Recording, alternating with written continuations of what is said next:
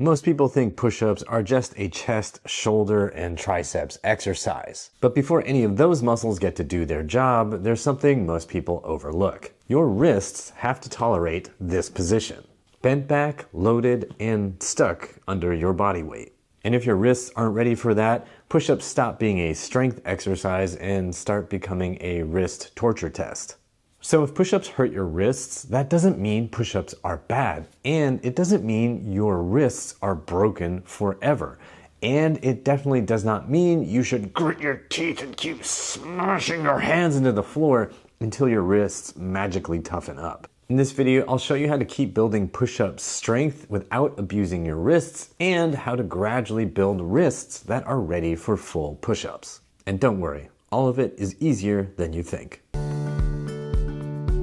The first thing I recommend is changing the setup. Use dumbbells, push-up handles, parallettes, or even sturdy pipes so your wrists can stay more neutral. Instead of forcing your wrists into this deep bent back position, you keep them closer to straight. For a lot of people, that one change is enough to keep working on push-ups, but it doesn't work for everybody, which is why we have this next option. Use light to medium resistance bands or a cable machine to build pressing strength without loading your wrists so aggressively. This lets you keep training your chest, your shoulders, and your triceps while your wrists eventually catch up. Which brings us to the thing most people overlook. If push-ups are uncomfortable for your wrists, the goal isn't to avoid them forever. The goal is to earn the position. If you want your wrists to become ready for regular push-ups, which prepares you for real life, here is the plan. And a quick reminder why full push-ups are important to train. Because when you fall in real life, your hands and wrists and your ability to do a push-up are what is going to save you. If you can't handle pressure on your hands and wrists and you can't do a push-up, your face, your shoulders, your arm bones are going to break. So you can either prepare for full push-ups or you can prepare for disaster. Start with your hands on a wall. Put your palms flat against the wall with your fingers spread open. Your elbows are straight, and then you gently lean some body weight into your hands. You're trying to get used to this position. Fingers open, wrists extended, light and tolerable pressure. Start with 5 to 10 second holds and do not go to teeth grinding intensity. Keep it at a light to medium intensity where you can still breathe calmly. You are a grown adult and there is no drill sergeant hiding behind your couch ready to give you a gold star for surviving torture. Your goal is to give your hands, wrists, and forearms a challenge that they can adapt to. Do these 5 to 10 second holds for a cumulative 1 minute, taking rests as needed. Eventually build up to doing 1 minute uninterrupted every single day. But when you first start, you might not feel like you can do it every single day, and that's okay. Build up to it. Over time, build up to doing 1 minute in the morning and 1 minute in the evening.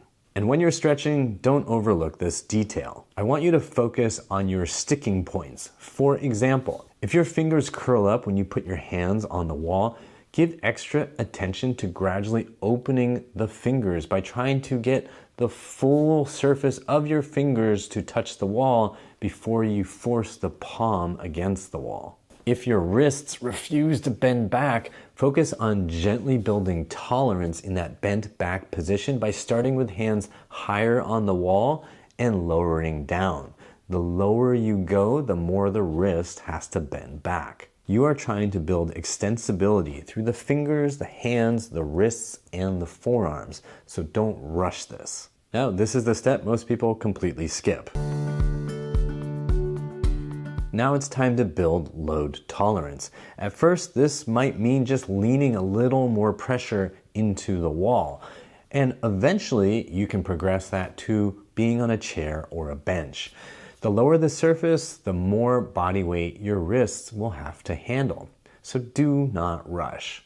This could be a slow progression over months, and that is fine.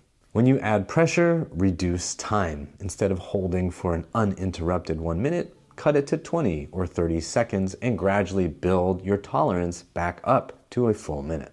Remember that slow is safe and fast is foolish. Your wrists do not care about motivational quotes. They care about progressive load that they can tolerate and adapt to. After you finish the stretching and loading, you can do wrist curls in both directions, starting unloaded and eventually using light dumbbells. You want to go in both directions, flexion and extension. This helps you build strength, stability, comfort, and control around the whole wrist. You do not need to murder your forearms here. Just doing 1 or 2 sets to a medium level of fatigue is fine. The point is to teach your forearms and wrists that these positions are normal, useful, and safe to produce force in. Which brings us the question you should be asking: when am I ready to do push-ups? The answer comes in the form of a question. Can you hold a plank on a chair or bench for 1 minute without your wrists complaining?